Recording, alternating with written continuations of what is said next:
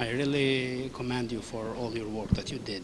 But one question that I wanted to bring there, but the conference was a little too short for me to get there. We are witnessing just in this year misuse, misled, and blackmailing of United Nations from Serbia.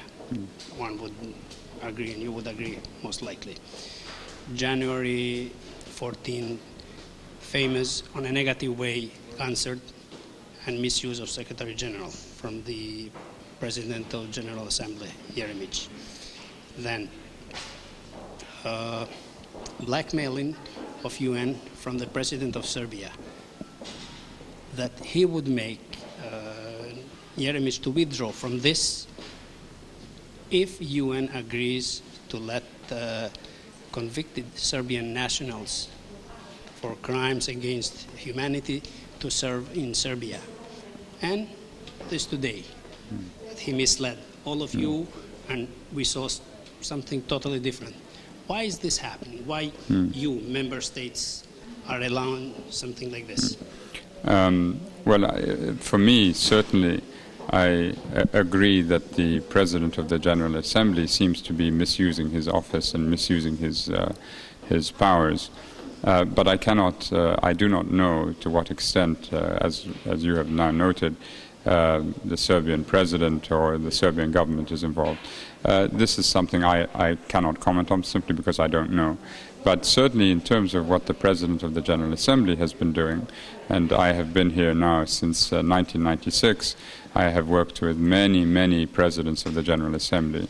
And it is worrisome that if member states do not put a stop to what is an obvious exploitation of his office for political ends, then we are going to destroy the United Nations, I think, destroy the General Assembly and the United Nations. And therefore I think from our perspective it was very much needed that the victims, not all the victims are of course represented, but at least some would be represented in the discussions today. And as I said earlier, when we had similar discussions in the past, and I pointed to the first discussion we had on the Holocaust in 2005, the person who led the discussion was Professor Elie Wiesel, of course, who is not representing any government, and yet the membership agreed that he should be the first to speak. So these sorts of situations where you have victims and you've had crimes and you have international justice, criminal justice playing a role, are sensitive issues that require great sensitivity and care. And so I think this was not exercised in this case by President Jeremic, which is very regrettable. In the afternoon, we're going to see. I'm asking you this because you were directly involved and very informed about what happened in Bosnia and in Balkans. Retired General Louis Mackenzie, whom is very controversial. Well, as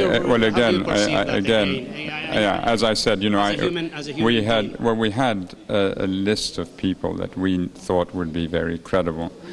For instance, the head of the Independent Commission, after all, Sharif Bassiouni, who is an authority on international criminal law, who was the chairman of the drafting committee at the Rome Conference that established the International Criminal Court.